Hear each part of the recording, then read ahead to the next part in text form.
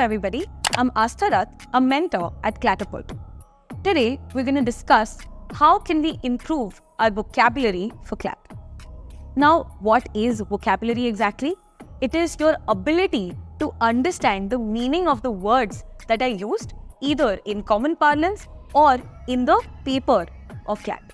The idea behind increasing your vocabulary is to ensure that you give yourself access to material around you that gives you diverse sort of words that you generally do not come across, and therefore you can speak in a much more proficient manner.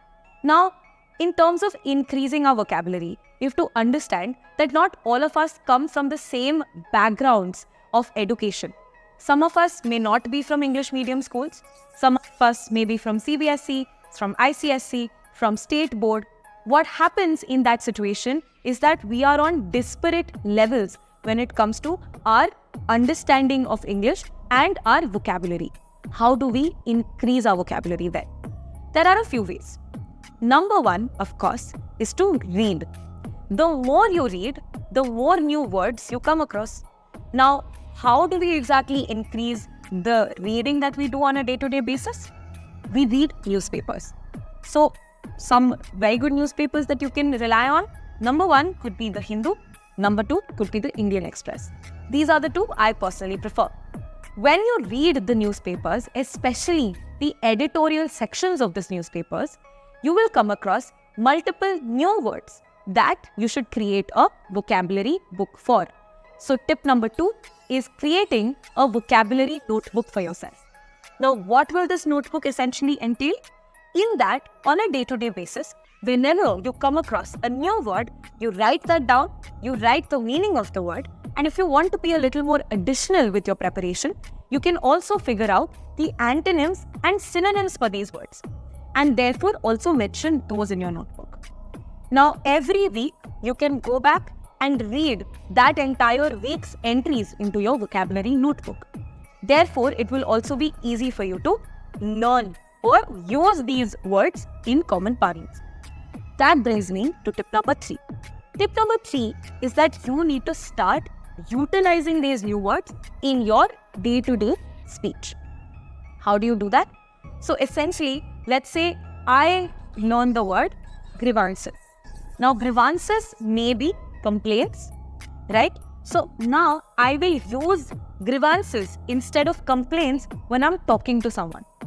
So when you talk more in the words that you recently learned, then you will register them better in your brain and you do not need to mock them up anymore. They will just become a part of your natural vocabulary. Now, another tip would be to consume content in English. We're all accustomed to watching multiple things on the OTT platforms. In fact, going to the movie theaters, consuming content on reels, right, on social media platforms, essentially. So, in the kind of things you view, start incorporating more and more English shows. So, it could be some sitcoms, it could be political commentaries, or any sort of documentaries that you prefer watching. So, try and watch English shows. I'm not saying that you need to completely change the kind of content you watch. Just try to incorporate the language English in the kind of content you watch. And don't worry if you cannot understand everything from the get-go. That is anyway not possible. So let's say you start learning, let's say you start watching an episode, a few things you understand, a few things you don't. Whatever you don't understand, you can quickly note down, you can start Googling, you can start learning. After a while, you will realize that more or less everything is understandable and you are actually enjoying the viewing experience. Now, one more thing that you can do while enjoying content in English language is switching on the subtitles. Now, why do I do that? I do that because then you are also reading certain subtitles if you cannot understand everything. Let's say if they are speaking very fast. So then if you can read it, it also increases your reading speed. And with that, you also get access to, let's say, the spelling of a particular word that has been said, or just in general, the context in which it has been said. So it's like understanding or benefiting in multiple ways from doing one single thing. Now, tip number 5. Tip number 5 would be to do something known as the mnemonic theory. Now, what does mnemonics essentially mean? It is a memory theory. How you do that is, let's say you associate a word with a particular person, or you associate a person with a particular word. Now, let's say I have recently learned the word inhuman, right? So I have a person in my colony who beats dogs. This person I scorn at and I do not appreciate. I believe that they have inhuman tendencies. Therefore, I can associate this person with the term inhuman. When I do that, I not only learn this word, but also through associating it with a particular person or an object, I will learn this better. It will be in my memory for much longer. It is practical application of the word that I have learned. Now, another tip would be to read this one book that personally I benefited a lot from during my CLAT prep. It is called Word Power Made Easy by Norman Lewis. Now, what this book helps you with is understanding that English as a language is etymological. What does that mean? It means that, of course, like, we have roots to each language. A lot of Indian languages are rooted in Sanskrit. Similarly, English is rooted in Latin. So, essentially, what we do then is figure out that each English word can actually be split into 3 parts. A prefix and a suffix at the 2 ends. Now, certain prefixes have a fixed meaning.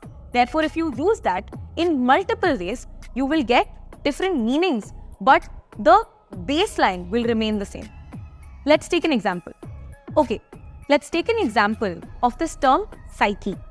Now, psyche essentially refers to one's body, soul, or mind. This will be a prefix. Now, psyche can be used in multiple words. For example, psychoanalysis, psychotherapy, psychosomatic, psychology, which is study of human mind. So, multiple such words can be made, of which each word will ensure that it deals with a certain part of the body, soul, or mind. Therefore, when you know the prefix meaning, which is psyche's meaning, you can figure out a lot more about what the word could be. So this is an etymological way of going about English words. And this could also come really in handy when it comes to CLAT prep of vocabulary. Another final tip that I can have for you when it comes to vocabulary could be having flashcards. Now, what is exactly a flashcard? A flashcard is where you, let's say, write 3 different words on a piece of paper, and behind it, you maybe write its meaning. Now, you ask one of your friends to either show you the word, therefore you can tell them the meaning, or can tell you the meaning and you have to guess the word. It becomes like a game. You can do it with somebody who's aspiring to crack CLAT just like you, is probably preparing with you. So you can do it with a peer. This would help both of you increase your vocabulary. With that, we come to a conclusion of what methods can we use when it comes to increasing our vocabulary. Thank you.